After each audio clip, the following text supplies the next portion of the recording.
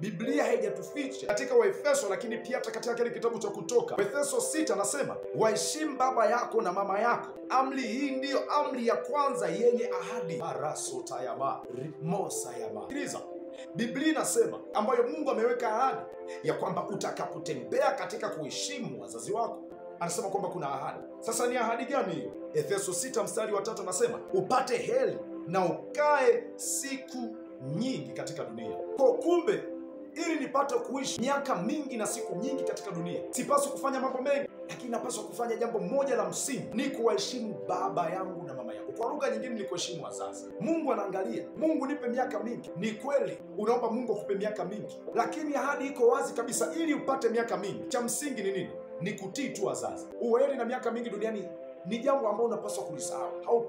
Hautapata kama miaka mingi na uheri duniani. Kwa nini? Ni kwa sababu ya kuto kutii wazazi.